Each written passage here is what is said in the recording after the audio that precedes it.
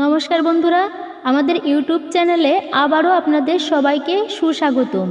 প্রিয় বন্ধুরা, এই সমগ্র মহাবিশ্বে একমাত্র ঈশ্বরই আছেন, যার ইচ্ছা ছাড়া একটি পাতাও নড়তে পারে না। এটা বারবার প্রমাণিত হয়েছে যে ঈশ্বর প্রত্যক্ষভাবে দৃশ্যমান নাও হতে পারেন, কিন্তু পরোক্ষভাবে তিনি এই পৃথিবীর প্রতিটি কোণায় বিরাজ করেন। এটাও সত্য যে আমাদের মধ্যে কেউ কেউ আছেন যারা খুব ভাগ্যবান, কারণ তাদের উপর ঈশ্বরের বিশেষ আশীর্বাদ রয়েছে। বন্ধুরা, ভগবান শ্রীকৃষ্ণ মানুষের এমন 9টি বৈশিষ্ট্যের কথা বলেছেন। সেই 9টি বৈশিষ্ট্য যদি কোনো মানুষের মধ্যে দেখা যায়, তাহলে সে কোনো সাধারণ মানুষ নয়। ভগবান শ্রীকৃষ্ণ এমন ব্যক্তিকে সর্বশ্রেষ্ঠ বলেছেন, কারণ সাধারণ মানুষের মধ্যে এমন বৈশিষ্ট্য থাকে না। এই ধরনের বৈশিষ্ট্যগুলি একজন ব্যক্তির মধ্যে জন্মের পর থেকে বড় হওয়ার সাথে সাথে দেখা দিতে শুরু করে, আর তারাই পরে গিয়ে বিশ্বে খ্যাতি অর্জন করে। আজ আমরা আপনাকে এমন 9টি বৈশিষ্ট্য সম্পর্কে বলতে যাচ্ছি। সেই বৈশিষ্ট্যগুলি যদি আপনার মধ্যেও থাকে, তাহলে আপনি বুঝতে পারেন যে আপনি কোনো সাধারণ মানুষ নন। আপনি অন্যান্য সাধারণ মানুষের থেকে আলাদা এবং ঈশ্বর সব সময় আপনার সাথে আছেন। তাহলে আসুন জেনে নেওয়া যাক সেই বৈশিষ্ট্যগুলো সম্পর্কে। নাম্বার 1, পৃথিবীতে কম সংখ্যক মানুষ এমন আছেন যারা ভবিষ্যতে কি ঘটতে পারে তারা আগে থেকেই আশ করতে পারে। ভবিষ্যতে খারাপ কিছু ঘটতে গেলে আগে থেকেই জেনে যায় তারা। তাদের মন হঠাৎ অস্থির হয়ে ওঠে। তারা আশেপাশের পরিবেশের পরিবর্তন অনুভব করতে শুরু করে, যার কারণে তারা জানতে পারে যে খারাপ কিছু ঘটতে চলেছে এবং তারা সতর্ক হয়ে যায়। এমন বৈশিষ্ট্য যদি আপনার মধ্যেও থাকে, তাহলে বুঝবেন আপনার উপর ঈশ্বরের আশীর্বাদ রয়েছে। নাম্বার 2, আমাদের শাস্ত্রে ব্রাহ্ম মুহূর্তের সময়কে অত্যন্ত শুভ বলে মনে করা হয়েছে। এটি দিনের সবচেয়ে গুরুত্বপূর্ণ সময়। শাস্ত্রে এই সময়কে দেবতাদের সময় বলা হয়েছে, কারণ এই সময়ে বায়ুমণ্ডলে এক অনন্য ইতিবাচক শক্তি সঞ্চারিত হয়। তাই শাস্ত্রে জাগরণের জন্য ব্রহ্ম মুহূর্তকে শ্রেষ্ঠ বলে মনে করা হয়েছে।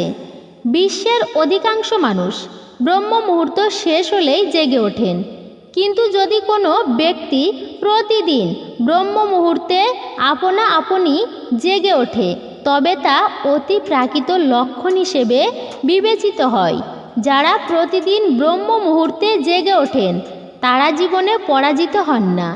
এই সময়ে যারা জেগে ওঠেন তারা সর্বদা সুখী থাকেন। তাদের বুদ্ধিমত্তা অন্যান্য মানুষের চেয়ে প্রখর এবং তারা খুবই বুদ্ধিমান। এছাড়াও ব্রহ্ম মুহূর্তে জেগে ওঠা মানুষের মন শান্ত হয়। তাদের কখনো কোনো ঝামেলা বা মারামারি হয় না। তারা কখনোই বিতর্কে জড়াবেন না। এই ধরনের ব্যক্তিকে ঐশ্বরিক শক্তি এই কাজ করতে প্ররোচিত করে। নাম্বার 3, অনেক সময় আমরা মন্দির বা যে কোনো ধর্মীয় স্থানে ভজন কীর্তন শুনতে যাই। ভজন যতই সুন্দর হোক বা কীর্তন যতই ভালো হোক না কেন, সময়ে সময়ে আমাদের মনোযোগ বিক্ষিপ্ত হয়ে যায়।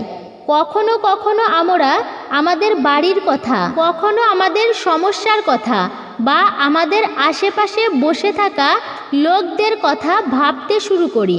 কিন্তু কিছু লোক আছে যারা একই ভজন কীর্তন শুনতে এতটাই মগ্ন হয়ে যায় যে তারা জানে না আশেপাশে কি ঘটছে। তারা কেবল তাদের চারপাশে পবিত্রতা অনুভব করে এবং শঙ্খ, বাঁশি বা মন্দিরের ঘণ্টার মতো অনেক শুভধ্বনি শুনতে পায়। অবশ্যই এই ধরনের লোকেরা ঈশ্বরের আশীর্বাদের অধীন এবং ঈশ্বর তাদের খুব কাছাকাছি থাকেন। সেই কারণেই তারা এই অলৌকিক শব্দগুলি অনুভব করেন। নাম্বার 4, যে ব্যক্তি সমাজের প্রতি তার দায়িত্ববোধ বুঝে এবং পুণ্যের কাজ করে, কষ্ট, দুঃখী ও অসহায় মানুষকে সাহায্য করে, যিনি পশু পাখিদের সাহায্য করেন এবং বয়স্ক বা শারীরিকভাবে অক্ষম ব্যক্তিদের কখনো অপমান করেন না এবং কখনো কাউকে নিকৃষ্ট মনে করে অসম্মান করেন না। তিনি মানুষের মধ্যে শ্রেষ্ঠ। প্রত্যেক মানুষের এমন গুণ থাকে না। যারা ঈশ্বরের আশীর্বাদ প্রাপ্ত তাদের মধ্যেই এমন গুণ থাকে। তারা নিজেরাও সৎকর্ম করে এবং অন্যকেও এই ধরনের কাজ করতে উদ্বুদ্ধ করে। এছাড়াও যে ব্যক্তি কখনোই অন্যের অসহায়তার সুযোগ নেয় না সে ব্যক্তিও সর্বোত্তম। যে ব্যক্তি কখনো অন্যের জীবিকার ক্ষতি করে না এবং কখনো অন্যকে ঘৃণা করে না সেই ব্যক্তি পৃথিবীতে খ্যাতি অর্জন করে। নাম্বার 5, যে ব্যক্তি তার দৈনন্দিন কাজ থেকে অবশিষ্ট সময়ে ভক্তি, উপাসনা ও ভগবানের নাম স্মরণে ব্যয় করে এবং ঈশ্বরকে উপলব্ধি করতে চায়। প্রকৃতপক্ষে সেই ব্যক্তির চারপাশে দৈব শক্তি থাকে যার কারণে সে ঈশ্বরকে অনুভব করতে পারে। এই মানুষদের ঈশ্বরের প্রতি পূর্ণ বিশ্বাস থাকে। দুঃখ হোক বা সুখ, সর্ব অবস্থায় তিনি ঈশ্বরকে স্মরণ করেন এবং কখনো ঈশ্বরকে দোষী মনে করেন না। নাম্বার 6, কিছু লোক সবসময় তাদের চারপাশে একটি নির্দিষ্ট ধরনের সুবাস অনুভব করে, যেমন সুগন্ধি ফুল, ধূপ বা কর্পূরের মতো পবিত্র সুগন্ধির সুবাস পায়। এর অর্থ তাদের চারপাশে ঈশ্বরের উপস্থিতির লক্ষণ আর সেই ব্যক্তির উপর দেবদেবীর আশীর্বাদ থাকে। এই ধরনের লোকেরা জীবনে অনেক কিছু অর্জন করে। নাম্বার 7, ভগবান শ্রীকৃষ্ণ বলেছেন, যে ব্যক্তি জীবনে কখনো অন্যের ক্ষতি চায় না, সর্বদা অন্যের ভালো চায়, সেই ব্যক্তি শ্রেষ্ঠ। আজকাল মানুষ ছোটোখাটো বিষয়ে অন্যকে খারাপ কথা বলে, অন্যকে অপমান করে, অন্যকে নিয়ে পরচর্চা করে এবং অন্যের ক্ষতি করে। এমন লোকেরা কখনো সফল হতে পারে না। তারা সর্বদা কোনো না কোনো ঝামেলায় জড়িয়ে পড়েন। নাম্বার 8, ভগবান শ্রীকৃষ্ণ বলেছেন, যে ব্যক্তি কোনো কাজ করার আগে সুখ দুঃখের কথা ভাবেন না, শীত হোক বা গ্রীষ্ম, যত ঝামেলায় আসুক না কেন, তিনি তার পথ থেকে বিচ্যুত হন না। সর্ব অবস্থায় তার কাজে নিয়োজিত থাকেন। মানুষ তাকে ভালো বলুক বা মন্দ বলুক, তিনি সম্পূর্ণ নিষ্ঠার সাথে তার কাজ করেন। তার নিজের এবং ঈশ্বরের প্রতি পূর্ণ বিশ্বাস রয়েছে। এমন ব্যক্তিরা অবশ্যই সফল হন। নাম্বার 9, যে ব্যক্তি ভগবানের চরণে পরমানন্দ অনুভব করে এবং ভগবানের ভক্তিকে প্রকৃত সুখ বলে মনে করে, সেই ব্যক্তি কখনোই দুঃখিত থাকতে পারে না এবং কাউকে কষ্ট দিতে পারে না।